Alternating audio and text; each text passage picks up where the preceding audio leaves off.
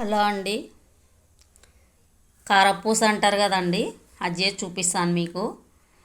పావు కిలో తీసుకున్నానండి. శనగపప్పు, పుట్నాలు, బియ్యం పట్టించిన పిండి అండి. ఇది మురుకుల కోసం పట్టించిన పిండేనండి. కిలోకి పావు కిలో వేయాలండి శనగపప్పు. ఒక 50 గ్రామ్స్ పుట్నాలు వేసుకుంటే సరిపోతుంది. దాన్ని బట్టి మనం ఈక్వల్గా మనం ఎన్ని అయితే వేసుకుంటామో దానికి పావు వంతు వేసుకోవాలండి శనగపప్పు. మనం బియ్యం ఎన్ని వేసుకుంటే పావు కప్పు శనగపప్పు వేసుకోవాలి. దానికి కిలోకి అయితే 50 గ్రామ్స్ అండి. హాఫ్ కిలో అయితే 25 గ్రామ్స్ అలా వేసుకుంటే పుట్నాలు సరిపోతుంది. పట్టించాను చూడండి. సగం స్పూన్ ఉప్పు వేస్తున్నానండి. సగం చెంచా కారం వేస్తున్నాను. కలుపుకుందామండి బాగా. ఇంక ఇంట్లో వేరే ఏమి వేయొద్దండి, మీ ఓమా ఇలాంటివి వేయొద్దు. ఇది మిక్చర్ లాగా వస్తుంది కదా సన్నగా. ఆ రంధ్రాలలో ఏమైనా కలిపామనుకోండి వేయడానికి రాదు. ఓన్లీ ఇలా ఉప్పు కారంతో కలుపుకోవాలి. కారపూసకు కలిపి చూపిస్తానండి మీకు. చూడండి, కారపూసకు పిండి రెడీ అయిపోయింది. చూడండి, ఈ కన్సిస్టెన్సీలో తడుపుకోవాలండి పిండి.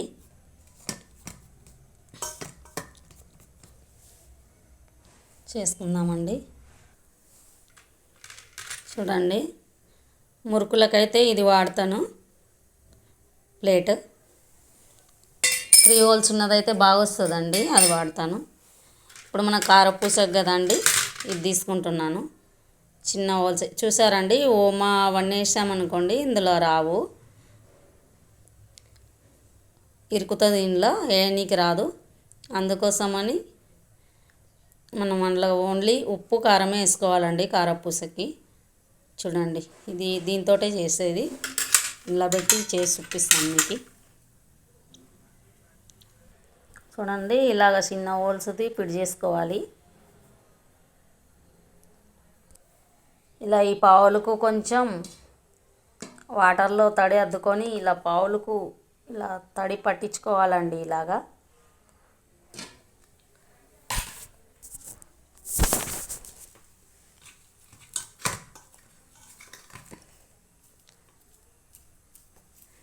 ఇది చూడండి, ఇలా పెట్టేసుకోవడమేనండి.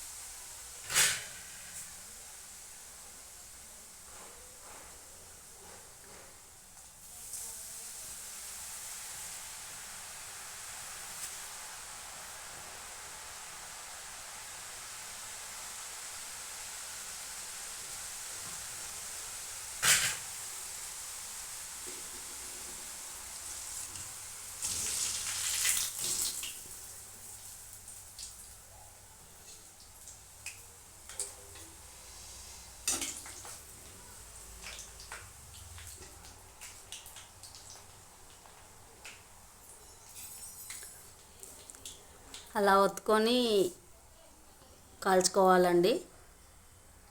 ఇక్కడ సెల్లు పెట్టి తీయడానికి రావట్లేదు, మీకు కొంచెం షాంపుల కోసం అలా పెట్టాను. చేశాక చూపిస్తానండి. ఆయిల్ బాగా హీటెక్కిపోయిందండి. ఇందాక ఇది చేసుకుంటున్న ప్రాసెస్లో ఇక్కడ సెల్లు సెట్ చేసుకోవట్లోనే చాలా టైం వేస్ట్ అయిపోయింది. ఆయిల్ బాగా వేడైపోయింది. అలా అయిపోయింది. చేసినాక చూపిస్తానండి. చూడండి ఎలా వచ్చిందో.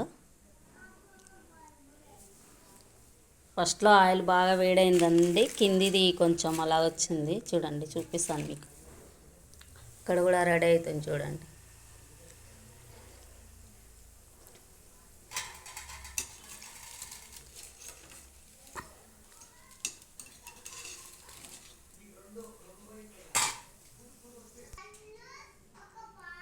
చూడండి, తీసాను, చూపిస్తాను మీకు ఎలా వచ్చిందో.